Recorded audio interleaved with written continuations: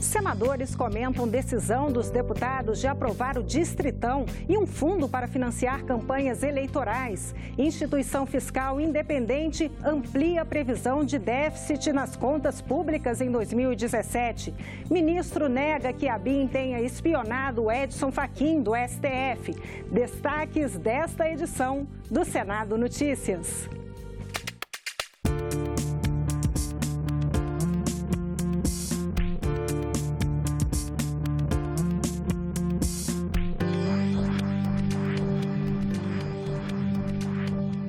Olá, boa noite. Comissão Especial da Câmara deve concluir na terça-feira votação da reforma política. Senadores defendem as mudanças, entre elas o financiamento público de campanha e a eleição dos candidatos mais votados para deputado. Os detalhes com a repórter da Rádio Senado, Érica Christian.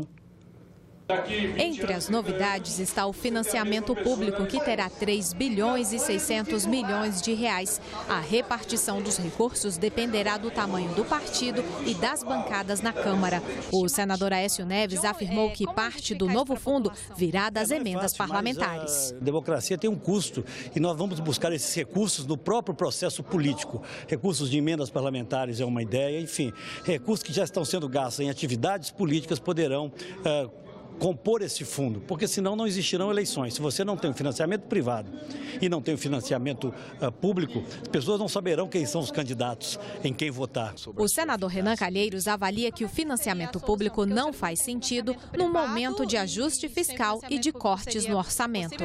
Nós poderíamos ter um financiamento misto, com controles, com limites, com percentuais, para que os doadores não fiquem donos das candidaturas, como parece que teria acontecido em alguns casos. Eu acho que, no rumo da transparência, qualquer modelo será mais realizável do que esse modelo de financiar as campanhas com dinheiro público que circunstancialmente não se tem. Mas o senador José Pimentel argumentou que as doações de campanha por empresas, proibidas desde 2015, saíam mais caras para a população. A democracia, ela tem um custo.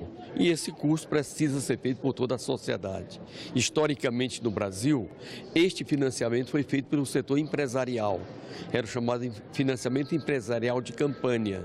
E esse processo terminava resultando numa corrupção muito forte no Brasil. A comissão especial aprovou ainda o voto distritão, que vai assegurar a eleição dos deputados mais votados. Em 2022, valerá o distrital misto. Nas disputas para a Câmara Federal e para as assembleias estaduais, o eleitor terá que votar 2 vezes, uma no candidato e outra no partido. A reforma política também altera a data das posses e acaba com o mandato vitalício dos ministros dos tribunais superiores, que serão nomeados para um período de 10 anos. A Instituição Fiscal Independente, ligada ao Senado, divulgou nesta quinta-feira o relatório de acompanhamento fiscal do mês de agosto. A previsão de déficit nas contas do governo federal subiu 12 bilhões de reais, comparada com a do mês passado. O diretor executivo da Instituição Fiscal Independente, Felipe Salto, aumentou a projeção de déficit do governo para este ano.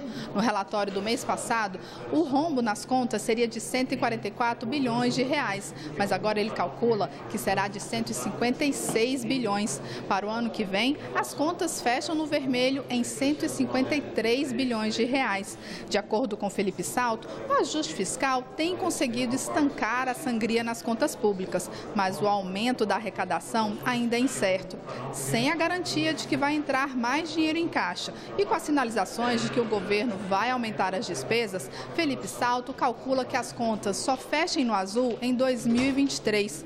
A estimativa da LDO 2018 é de que isso ocorra um pouco antes, em 2020.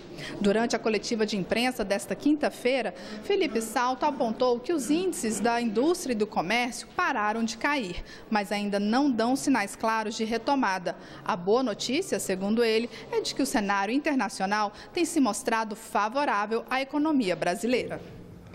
O presidente do Conselho de Ética, senador João Alberto Souza, aceitou a denúncia do senador José Medeiros contra o senador Lindbergh Farias por quebra de decoro parlamentar durante a sessão da última quarta-feira.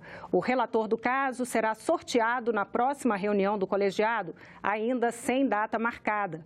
Em nota, Lindbergh classificou a denúncia como oportunista e disse que o Conselho está desmoralizado depois do arquivamento da representação contra o senador Aécio Neves. O ministro-chefe do Gabinete de Segurança Institucional, general Sérgio Etchegoyen, negou que a ABIN, a Agência Brasileira de Inteligência, tenha investigado o ministro do Supremo Tribunal Federal, Edson Fachin. Etchegoyen participou na manhã desta quinta-feira de uma audiência pública conjunta das Comissões de Relações Exteriores e de Direitos Humanos. O ministro foi convidado para falar sobre as denúncias publicadas em junho pela revista Veja. Ele negou que a ABIN, ligada ao Gabinete de Segurança Institucional, tenha investigado ministros do Supremo. Absolutamente não houve nenhuma operação de nenhuma natureza para a investigação do ministro Fachin. Não saberia lhe dizer as razões da revista Veja.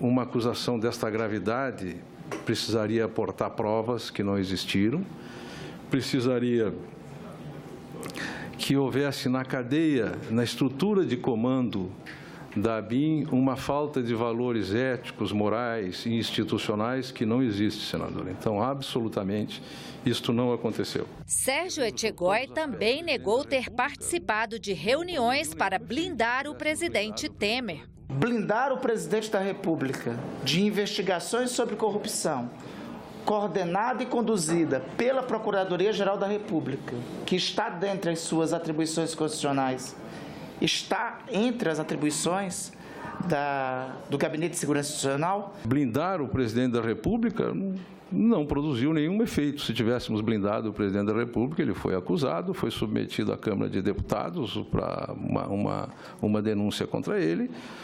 Não teríamos produzido nenhum efeito nisso. O chefe do Gabinete de Segurança Institucional também respondeu perguntas sobre outros assuntos, como a crise na segurança pública. O crime organizado hoje é a grande ameaça que a sociedade brasileira enfrenta.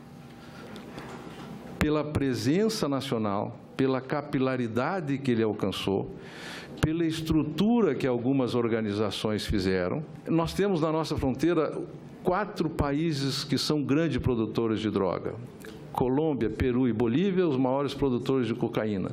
E Paraguai, o maior produtor de maconha. Como o Congresso, como o Senado, poderia contribuir para que a gente pudesse ter um melhor enfrentamento nas fronteiras? É identificar como nós podemos dar, nos limites legais, no quadro constitucional, instrumento para os órgãos de segurança pública, porque são eles os protagonistas disso, instrumentos para os órgãos de segurança pública, instrumentos para os órgãos de inteligência, para que nós possamos defender a sociedade. O porte de arma, ele é a mesma coisa entre um fuzil com a letalidade altíssima e uma pistola, e um revólver, que tem outro grau de letalidade. Tem que se discutir. O trabalho de inteligência bem feito, ele poupa trabalho, ele poupa recursos, ele poupa tempo e, principalmente, ele poupa vidas. A reforma da Previdência voltou a ser prioridade para o governo, mas encontra resistência no Congresso. Esse é o assunto do programa Salão Nobre de hoje, com o senador José Pimentel, ex-ministro da Previdência. Ele questiona os números apresentados pelo governo e a necessidade de reforma. Esta semana, o governo voltou suas atenções para as reformas política e da Previdência. No fim de semana, iniciou a negociação com os parlamentares, que acreditam que não será possível aprovar todo o conteúdo da reforma. Mas o governo, por enquanto, não abre mão de aprovar a proposta na íntegra. Só que precisa de 308 votos na Câmara, em 2 votações, e 49 no Senado. O senador José Pimentel, que é ex-ministro da Previdência e integrante da CPI, é o entrevistado do Salão Nobre desta semana. Ele afirma que não há necessidade de fazer uma reforma da Previdência agora, porque já foram feitas mudanças em 2003 e recentemente com a Fórmula 8595, que ainda não geraram os efeitos desejados, porque qualquer mudança na Previdência é de longo prazo.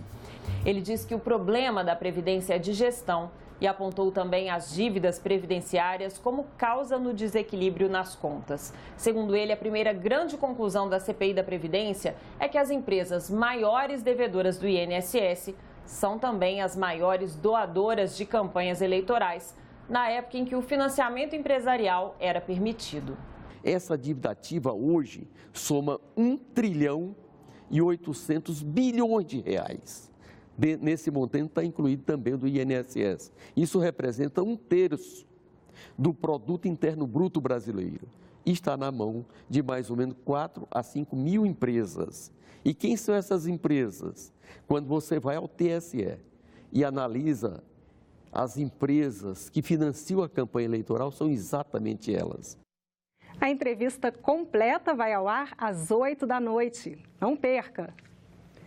Uma sessão solene no plenário hoje de manhã celebrou os 80 anos da União Nacional dos Estudantes, a UNE. E esse é o tema do programa Argumento com a jornalista Tânia Horman. O senador Lindbergh Farias contou um pouco da sua trajetória desde a época em que foi presidente da UNE.